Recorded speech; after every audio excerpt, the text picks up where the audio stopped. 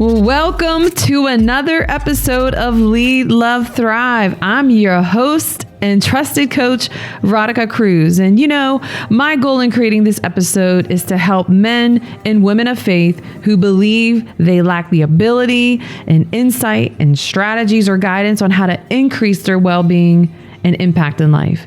And if you feel unable to fulfill your potential and prosper in life because of the inner obstacles that you face, such as fear and self-doubt, feelings of inadequacy, or thoughts of I'm just not good enough, this podcast is for you. With God's help, you can do and become every single thing God has predestined you to do and become. And as your coach, I'll be sharing various insights and strategies to help you slay those inner giants so you can thrive in your potential, live in your purpose, and fulfill your destiny. So if you're ready to lead your inner life stronger and love God, yourself, and others wholeheartedly and on purpose, it's time to start making daily decisions to thrive. Together, let's go on a journey of becoming and doing every single thing God has created us to do and become. Living your best life starts now.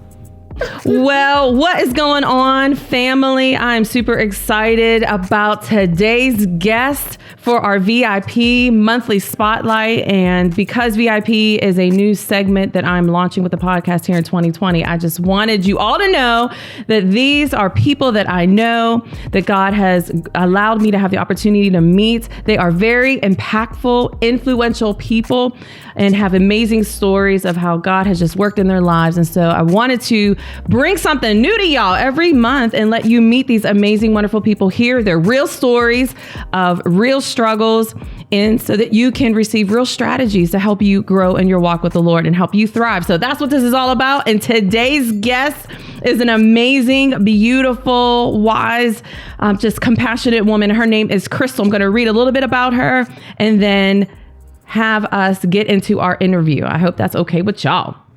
So Crystal is married to a wonderful man, and she is the mother of two beautiful sons. She is an engineer, yes, engineer for the Department of the Air Force, and she has been there for over 23 years. Wow. But when a Bible is in her hand and a message is in her heart, you will wonder whether she's an engineer or a preacher. Oh, I know you are a preacher for sure. Crystal loves God's word. She loves to read it, study it, meditate on it, teach it, write about it, and speak about it. Mm-hmm. As Isaiah 54 says, God has given her the tongue of the wise to speak a word in due season to them that are weary. So listen, y'all, if y'all weary today, she's got a word for you now. Come on, somebody. If you were wondering about her educational background, she received her Bachelor's of Science degree in electrical engineering and computer science. That's so awesome to hear that as a woman. Like, you don't hear that a lot. And computer science from the University of Oklahoma, and her master's degree is in business administration from Oklahoma City University. Yes. And she is a gifted speaker. She's spoken at women's conferences and churches around the country.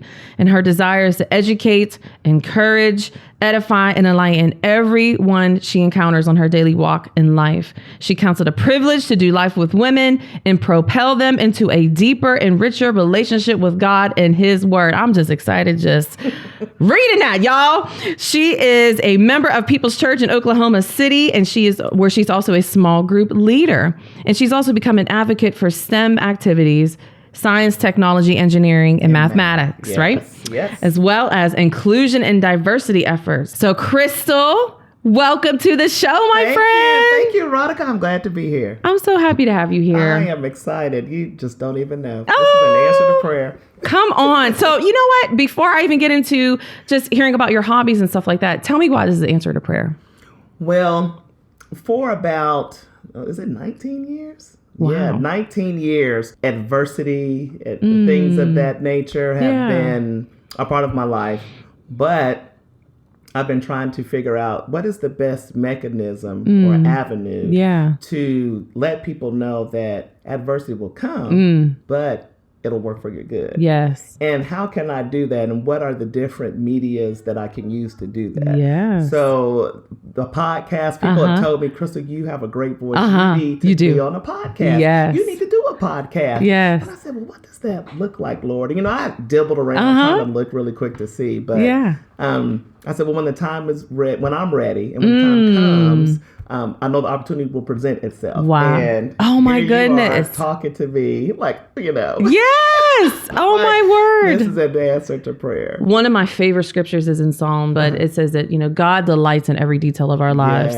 Yes. And just to see how this little detail that was in your heart, you said 19 years ago? Yes. Wow. I've just been thinking, the journey for adversity has really been about 19 years. Wow. But, podcasting didn't come. Right. Much Very later. true. But just how would the Lord use me in different medias to be able to talk about that and spread that. So just seeing it come to fruition is really good. Oh, well, I can't wait. I can't wait to jump into this conversation. But before we get into today's conversation, which is really your story and how you've overcome adversity through Christ, but I want to know a little bit about some of your hobbies. Okay. What do you do for fun? What do you love to do? I'm crazy. I like to cook. Oh, come on. Come on over here, girl. I love to cook, but really, scrapbooking is really big. I love scrapbooking. I haven't been able to dabble in it as much, but I just started picking it back up in the past couple of months, and I've forgotten how much I love to just sit there and create and make cards and do pages so that, I'll have memories for the boys. Yes. So I really love that because it allows me to just be refreshed and not have to worry about anything. Yeah. And just see myself create something that's beautiful. I love doing it. I love reading. Yes, me That's too. Another hobby. I have a book fetish. I have my own Mardell library. I know that's right. I'm with you, girl. I love reading. So reading, scrapbooking, writing. Yes. Is another one. I love writing. You're a gifted writer. And that's it. Talking. Yeah, me too. Yep. So we're in the right place. Yes. Because you and I share this love for reading, what would you say would be one of the books that you've read that have really impacted your life? Just one? I mean, you can give us a couple, but any one that sticks out in your mind and tell us why. One is Redeeming Love by Francine Rivers. That book was so powerful. It talks about the story of Hosea. Yes. And, him, loving, showing unconditional love to this woman who was not returning it. Yes. And that picture that God loves us like that. That story, fictional, based on the Bible, was so powerful that after I finished reading, I was in tears. And I went into my bathroom, my kitchen bathroom, and rededicated my life to Christ. Get out of here! That story touched me. Wow! Powerfully. How long ago did you read that? Oh man, it was when it first came out. I was still in the other house, so we've been in this house maybe 9 or 10 years ago. Wow! Yes. That's powerful. Yes, and then the other one was Finish. Give Yourself the Gift of Done by John Acuff.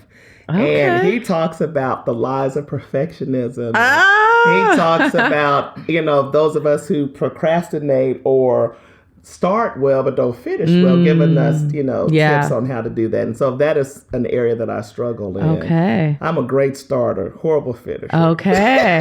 Well, that's all right. Yeah. 2020? Yes. We leveling up. Yes. I hope y'all, they say leaders read and readers lead. That's right. So listen, if you want to step your leadership game up, get some of these books. That's right. And start changing your life. Yes. Okay. So Crystal, I brought you on because I know that you are a very influential and impactful woman of God, not only in the secular world, but in the church world. But we know in Christ, because we're spiritual beings, there is no separation between secular and sacred, right? So we are his ambassadors, his light everywhere we go. Yes. And you are lighting the world up, girl, for Jesus. But I want to just have our listeners know a little bit about your backstory. So, I believe we all have a story, but really for those of us who are in Christ, we have a God story. Mm-hmm. Some struggle, some type of battle or bondage that God has set us free from. And I just want to just kick it over to you and just tell us a little bit about what that has been for you. For me, it has centered around childbirth. My oldest son, who just turned 19, was premature. Okay. He was born 3.5 months early. Oh, wow. 1 pound, 13 ounces. Oh, my word. And there was a lot of fear. Mm-hmm. There was a lot of guilt. There was a lot of, why me? There was a lot of, am I being punished? There was a lot of, why did you do this to him? Why does he have to suffer? Yeah. What is it? Why? Yeah. There was a lot of that. Then, I have a daughter. Yeah. But I lost her. Oh. She was premature. I didn't know that. As well. She was born, she weighed 1 pound, 4 ounces. Wow. And she was stillborn. And that was a tough one. Oh, my goodness. And then there was a miscarriage. And then there's Joseph. Wow. Joseph was born. And when I tell you that was difficult, it really was. There was anger. There was a lot going on. But when I started thinking about how the Lord worked everything out, it was good. That's when I realized that adversity was not meant to be bad. Yeah. Okay. So I'll tell you the story. So yes, please. Of course, you have all these things going on. So in October the 29th, 2000, okay, I was a member of Fifth Street Missionary Baptist Church, and I was a Sunday school teacher. Okay. And I was teaching the story of David and Goliath. And Pastor Coleman, for his sermon, related to David and Goliath. Okay. And I said, yes, all right, yes, confirm it, yes, same thing I talked about, Pastor Coleman, woohoo, right? Then that evening, that's when I was really into Touched by an Angel. Watching that love that show, right? Yeah. And there was a reference to David and Goliath again. Okay, Lord. Now, however, I wasn't as mature in the faith as I am now. So all of those signs went over my head. Okay. So Tuesday comes, October 31st, and I'm at work, and my friend and I, out of the blue, have a conversation about premature birth. She was telling me about how she was born premature and how a niece and a nephew of hers were born premature. And I said, whoa, look at God. God is awesome. Girl, you don't even look like you were premature. We're just seeing how good God has been. Yeah. As soon as she walked away, Rodica, my water broke. I'm 6 months pregnant. My water breaks. I'm like, what is going on? Oh, my gosh. I said, am I just in the bathroom? Is my water breaking? I'm excited and scared at the same time. I'm like, oh, my gosh. And I said, wait a minute. This is too early. Yes. So I go to the bathroom, and I'm like, what in the world? And so the lady that I was with, I step out the bathroom. I was like, Debbie, my water broke. Call Michael. She's like, what? I said, call Michael. So Michael comes, gets me, and we get to the hospital. And of course, they're telling me that you are going to be in here until the baby is born. Oh, wow. And I said, oh, okay.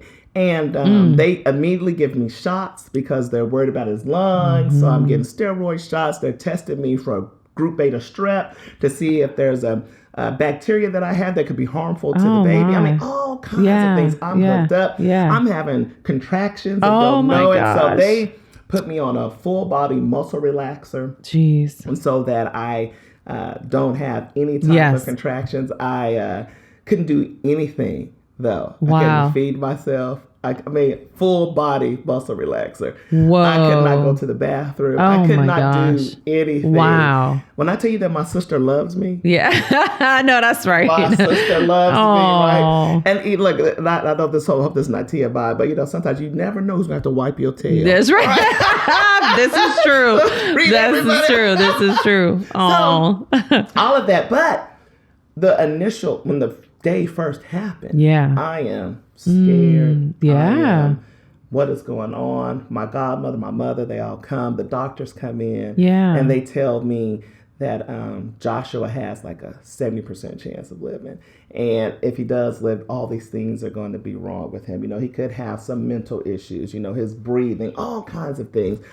I'm scared. I'm nervous. I'm like, why? And my godmother's like, we're not going to believe that. I know that's right. Yeah. We're going to pray that thing out of here. Yes. So we had a prayer meeting in the hospital room, and she prayed that away and that fear. But I started getting comfortable. Okay. I said, okay, you know what, Lord?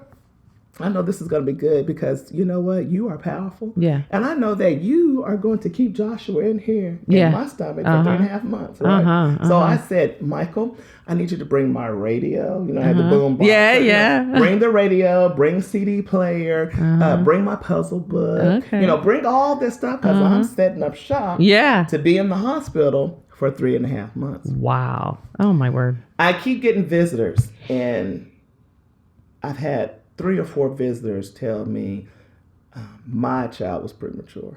My child was premature. This child was premature. I was like, wow. God kept sending me these signs and these messages, but I'm not paying attention because in my mind, nice to hear, but I'm going to be in the hospital for 3.5 months. Yeah. Baby ain't going to be right. Yeah. So fast forward to November 7th. Like a week later. And I'm having contractions, but I don't know it. They start getting me off, weaning me off of the muscle relaxer. Yeah. So as I'm being weaned off, I'm having contractions, but I don't feel them. Oh, wow. I'm not well, girl, you're the envy of every woman who was given I was not feeling them at that time. Right. Okay. So they come in, the nurse comes in and she says, honey, we're having a baby today. I said, what? We're what? We're having a baby today. And then when she says that, I'm like, oh my gosh, what? And then I start feeling it. And now they're trying to give me an epidural and all this. While you're like, wait, I'm about to go into labor? I'm about to have this baby? I'm like dripping sweat. It's just hit the floor. I'm like, oh, it was horrible. So anyway, Joshua was born. And I have to wait like 3 hours before I can see him. Because they had to get him all, taped up, all of the tubing, hook him up to a ventilator quickly, all of that stuff. And when I went in there, I said, okay, Crystal, he could not sense your fear or your sadness, anything. You've got to keep it together. So I get in and I see it and I'm like, whew. But I brought my Bible in there. I'm reading. I am singing, And so that was we couldn't hold him. Yeah. Right. We couldn't hold him. It was, we had to do kangaroo care where they just lay you or just like skin to skin. Yeah. And lay you on there. It was only like 5 minutes at a time. And I didn't really get to hold him until probably the end of December, almost into January. It was almost that long. Yeah. Like, a month and a half or something. Yes. It was tough. That's crazy. What I realized was God had told me that I was going to encounter a giant situation. But not to worry about it. He was going to fight the battle. But I didn't catch that when I heard David and Goliath 3 times in one day. Right. But I said, you know what? God had already been telling me. He had let me know this was going to happen. Yes. And not to worry about it. Yeah. And he kept sending people to let me know. I mean, he let me know on Sunday. Yeah. He let me know 5 minutes before it happened. Wow. He let me know while I was all in the hospital, but Veronica was not listening. Wow. I was all in my mind. Yeah. This is how this story's going to go. Yeah. And the Lord was like, bless her heart. Let me just break this water and let her know. So that happened. But Michael and I, we went to the hospital every day. I taped, I made a tape or CD of my voice. One side, it was a tape. One side was me reading. That is awesome. The other side was singing. So he would hear my voice while I'm not there. That is so wonderful. Yeah, the nurse, I love the nurses. That was thoughtful. So they played that all day while I was not there. So that's what he would hear. And he was in there, starting getting to the end. And Michael and I, we would go to work. We would go to the hospital in the morning, go to work, come home, grab something to eat real quick, and go to the hospital, stay there, go to bed. That was our thing. Yes. So because Joshua came early, we didn't have his room finished yet. Yeah. And my sister, in her wisdom, I'm getting weary because we had gone to, every time we thought he was ready, the doctor said, let's try and see what would happen. So we would go spend the night in the hospital. Yeah. And he would stay with us and we would see, is he ready? Because he had to be able to take a bottle by himself. He had to be able to breathe and all these things. Yeah. And the first time we did it, he didn't do well. I was devastated because I had to leave my baby in the hospital again. Devastated. And my sister said, Crystal, Michael, y'all are not ready for Joshua to come home. Wow. She said, you don't have the room done. She's like, you need to act like he's coming home and get it ready. Like as an act of faith, maybe? Yes. Oh, because we hadn't finished painting. Yeah. We hadn't put the wallpaper up. Okay. I don't even think we had the crib or anything purchased yet. Yeah. None of that. And so we said, you're right. So started coming home, working on the room. Yes. My daddy came over, helped us get stuff together. We were getting everything together. And we finished the room. Wow. And we went again to spend the night with him. And he came home. Oh, wow. Because we had some place for him to be. Yeah. And so that was an amazing journey because every situation, I'm leaving so much out, but every battle that we encounter, because that was not an easy battle. There were different things they would call, we think he might have meningitis. We're running out of places to take blood or to put an IV in him. So, Crystal, we had to put one in his head. So they were preparing me so that when I got there, I wouldn't flip out when I see this IV in my baby's head. When I tell you, there were things I'm like, oh my goodness. So it was difficult, but I grew a whole bunch in that and started saying, oh my goodness. So if God tells you something and you hear it twice, it is confirmation. That's right. Yeah. And it taught me to tune my ears to God. And he was amazing through the entire process, having the right people around me, praying for me. I remember one of my friends, I said, hey, y'all, I need a hymnal. Okay, so they brought a hymnal up to me to the hospital, and I'm singing. I remember the song that I sung the most was Blessed Assurance. I sung that song so much. Wow. And it was really cool. So that was that story. Yeah. Learned from that. And actually, my first sermon was based on Joshua was being dedicated, and I gave the testimony. Yeah. And Pastor Colbert allowed me to do that, and I was the sermon for the day. Wow. Wow. He had the called invitation after I did that. So that was really like my first sermon. Now, when I go through things like that, I get into the word because that's really the only thing that's going to help me get out of that. Yeah. So one of the things that I had prayed, I was studying Daniel, and I said, God, I want to have the faith of Shadrach, Meshach, and Abednego. I said that even if you don't deliver, I can still say you're able. That's good, Crystal. So be careful what you pray for. Woo! Wow. Because Jocelyn was the answer to that prayer. That was baby girl. That was the baby girl. That one devastated me. I can't even imagine. Yeah, because I thought it was going to be the same. Because everything happened. So I had lost, I was more aware of things now, right? So I had lost my mucus plug. And I said, Dr. Cox, I think I'm getting ready to have the same situation that happened before. And he said, well, Crystal, you always have mucus, blah, blah, blah. And I was like, no, this looks very familiar. Begged and pleaded him. He came in, he was like, well, Crystal, you're right. I was like, tears, right? Like, not again. Yeah. But I said, you know what? Hey, I'll be good. Yeah. Right? It'll be the same thing. Yeah. No. A week later, I'm in the hospital for a week, but I'll never forget the night before, the nurses kept coming in. You get no sleep. They're always coming in, checking the heart rate. And so one nurse came in, checking the heart rate. She's like, man, I can't find her. I said, man, she's hiding today, right? That's what I said. Another one comes in. She's checking. I think they sent 3 nurses in to check. And I said, man, she's really hiding. That's what I'm thinking.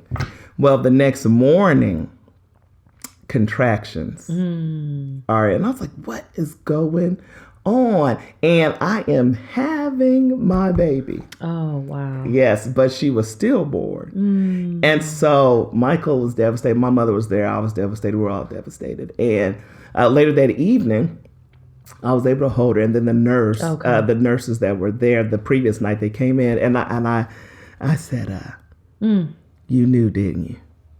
I said, "She was dead last night, wasn't she?" I said, "That's why it all came." I said, "That's why y'all sent so many different nurses in to check," and she was like, "Yeah," and I was like.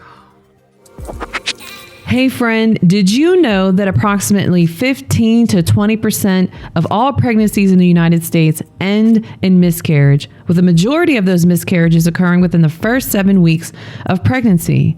So many fathers and mothers have been impacted by this type of child loss, and I really do believe that we need to move toward them with love, empathy, and compassion. If you or someone you know is having a difficult time coping with the loss of a child due to miscarriage, SIDS, which is sudden infant death syndrome, or even a stillbirth, please know that you are not alone and that help is out there for you. You do not have to grieve in silence, secret, or shame. Not only does God want to heal you of the emotional pain and distress that you're feeling, but there are so many other helpers out there, such as grief counselors and therapists, who God has gifted to help you experience the healing that you deserve. There are also online support communities such as Share Pregnancy and Infant Loss Support. Share is a national organization with over 75 chapters in 29 states, and their services include bedside companions, phone support, face-to-face support group meetings, resource packets, private online communities, memorial events, and training for caregivers and more. And so you can go on ahead and check them out at nationalshare.org. Remember, you can experience healing and hope after loss because God is a healer. It's who He is and it's what He does. My prayer is that He will lead you to who and what you need to help you heal in a way that's unique to you. You know, and because we always want to hear from you, please let us know how these VIP Spotlight episodes are helping you to increase your well-being and thrive in life. This helps me to know what you're enjoying and where we can go with the podcast in the future. So that's all I had for you today. As always, remember to lead your life stronger this year. Choose to love God, yourself, and others better and on purpose, and make daily decisions to thrive. Be sure to check out part 2 of Crystal's story to find out what she did to work through her pain so she could receive her healing and now share her story to help others heal and find hope in Christ. I look forward to talking to you next time. Peace.